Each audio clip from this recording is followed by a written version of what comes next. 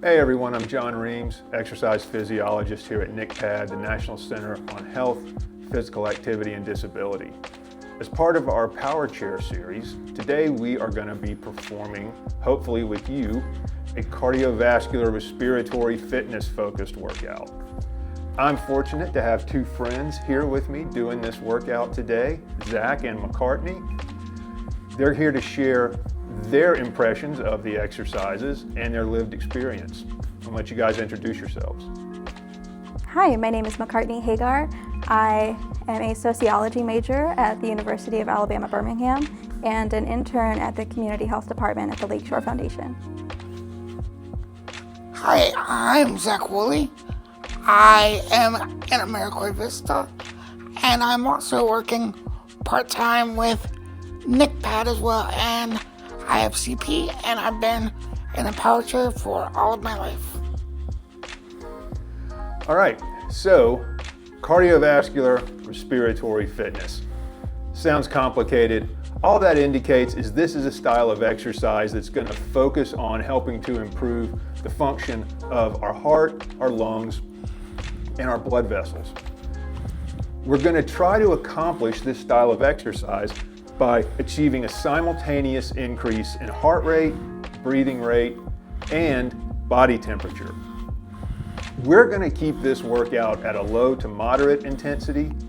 Low to moderate intensity can be indicated by, if we think on a scale of 1 to 10, 1 would be the lowest of low intensity, or the least amount of effort you can imagine expending in a physical activity. 10 would be representative of the highest amount of effort you can imagine expending during physical activity. Moderate intensity is going to be somewhere around a 5 on that 1 to 10 scale. That's what we're going to try to keep our intensity level for this filming at. If you want to increase your intensity level, then you can move more quickly. You can try to engage in bigger ranges of motion. The real goal here is to try to get as many muscle groups as possible, or as much of your body as you have available to you to move, moving at the same time and in a rhythmic manner. So we're going to do 10 different movements. We'll do each for 1 minute. We'll cycle through those for a 10-minute workout.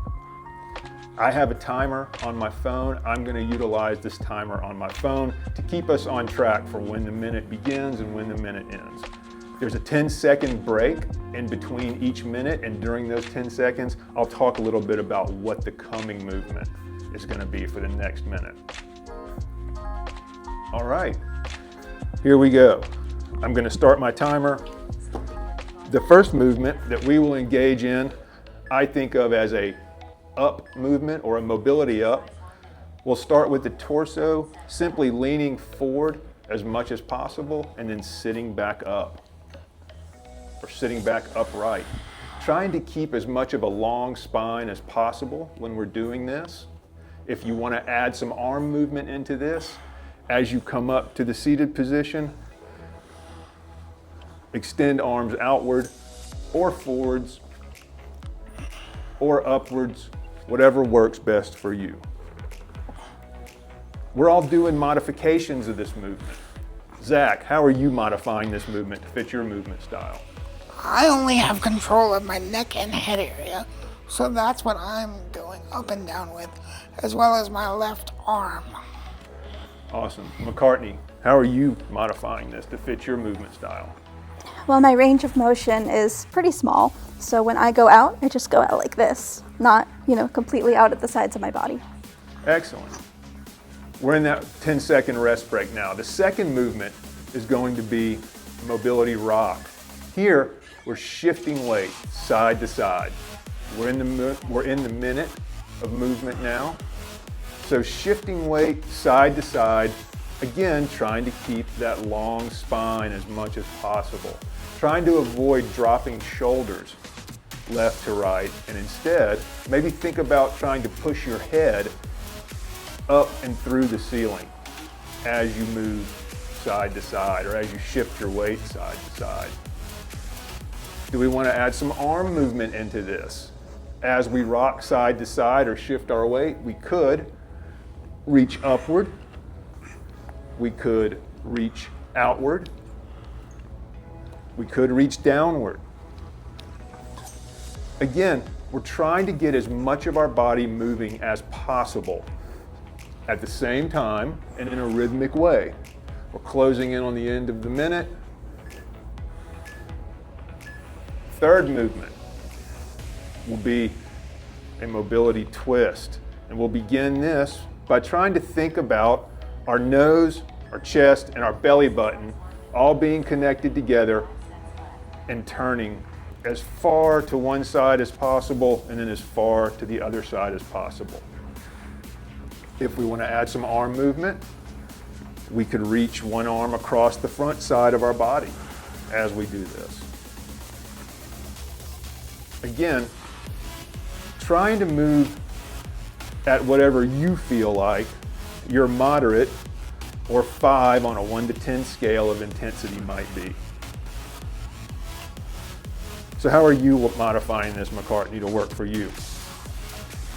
Well, my arms don't really go across my body very far, so when I turn, I just do a little shift right in my range of motion right here. Are you feeling that any increase in your heart rate or your breathing rate as a result of doing any of these? Definitely. Good. So that's the goal for these movements. Fourth movement will be a combination of those previous two. We will shift our weight to one side and maybe try to turn in that direction at the same time. So here we go. We're in the minute trying to shift our weight side to side and turn as much of our torso as possible in that same direction as we shift weight. If we want to add some arm movement in, we could reach out in the same direction that we are shifting our weight and twisting our body. How you doing, Zach? Are you feeling an increase in your heart rate? Yeah, definitely. And it's also really good for my bicep, getting a good stretch. Good, Because good, my biceps don't do that a lot. good. So again, we're trying to get as much of our bodies moving as possible and in a rhythmic way. The rhythmic aspect of it is one thing that's really going to help to get those increases in heart rate, breathing rate, and body temperature going. Okay, we're in the rest break after that 4th minute. Let's start trying to do some punching and combine some of these side-to-side movements. So, 2 straight punches and then a side-to-side weight shift. 2 straight punches and a side-to-side weight shift. 2 straight punches and a side-to-side weight shift. Remembering, as much range of motion as you have available to you. There's no right way or wrong way to do this. We're trying to get that heart rate increase, breathing rate increase, and increase in body temperature going. 2 punches and a side-to-side movement. How are you guys feeling as we're going through this? Good. Strong. Good. Are you experiencing an increase in heart rate, increase in breathing rate? Yes, and I'm feeling some tingling in my upper back muscles. Okay. We'll assume that's a positive. It is, it's a good tingle. You tell us if anything's going on that's not positive. So we're going to move into the second punching section now. This is going to be hook style punches. Here, we'll try to rotate that torso again and then follow it with a side-to-side weight shift. So rotate the torso, side-to-side weight shift. Rotate the torso, side-to-side weight shift. One thing that can really help to get more of a heart rate increase and a breathing rate increase is if you think about performing these movements with some power behind them. With the idea of punching, imagine you're striking a target, not simply throwing your limbs out into space, but instead really trying to put your body weight behind the rotation of your torso and then follow it with a side-to-side movement or a shifting of the weight, rocking side to side. We're closing in on the end of that minute. We'll move into the next set of punches. These are going to be uppercuts. The idea here is to dip one shoulder or shift your weight to one side and then come up behind the punch with that rotation. So you're going to drop the shoulder and then try to move that shoulder up and forward behind the punch. It's not so much about learning how to punch as it is about engaging in different ranges of motion. There's a lot of value to different ranges of motion. For one thing, it helps to avoid overuse injuries. Let's add a little bit of side to side or slip side to side behind these two punches. So 2 uppercuts and a slip.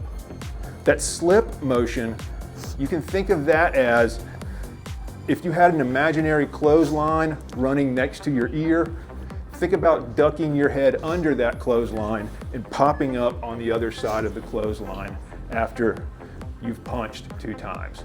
Let's take it back now to the straight punches. Same idea. So, trying to extend the arms as much as possible and then get that slip following the 2 punches. Duck under the clothesline, pop up on the other side, punch again. How are we feeling, McCartney? Good. Good. I notice your response got a little bit shorter. Are we breathing? I'm taking that as we're breathing harder. Yeah, definitely. We're getting some heart rate increase. Good. We're getting some breathing rate increase. Zach, how are you doing? Good. Good. Are you getting hot? Do you feel your body temperature increasing? Yes. Excellent. So, this speaks to the duration of this workout that we're doing. 10 minutes is the goal. The reason 10 minutes is the goal, I'll discuss in just a moment because we're closing in on the end of that minute. Let's go back to those hook style punches where we rotate the torso each direction and then follow it with a slip. Here we go. So hook style punches, rotating the torso behind the punch, slipping under and coming back up. You're doing wonderfully. Keep going. Rotate the torso and slip following the rotation of that torso. Keep going. The 10-minute time frame is the shortest duration of time that has been identified to produce cardiovascular exercise benefits in most people. The benefits of cardiovascular exercise, like we talked about, are improvements in heart function, lung function, and body temperature regulation. So that's what we're attempting to accomplish with these movements. We got 1 more minute. We're going to rest for 10 seconds. Final movement is going to be taking it back to those uppercut style punches. So here we drop the shoulder as much as possible and then come up from under that dip as if we're trying to deliver a punch to a target. Here we go. Last minute. Drop the shoulder, come up with the uppercut. In between each 2 uppercuts, put that slip motion back in. That side to side rocking. And remember, it's not so much about learning how to punch, it's about trying to achieve heart rate increase, a breathing rate increase, and an increase in your body temperature, and then sustain it for 10 minutes. That 10-minute window is our minimum goal. That doesn't mean that 10 minutes is the least amount that's valuable. If you find that 10 minutes is not appropriate for you, there's nothing magic that happens between minute 9 and 10. There's nothing magic that happens between minutes 5 and 6.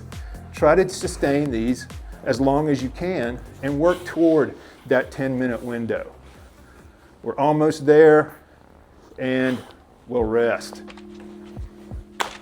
Excellent. Thoughts, concerns?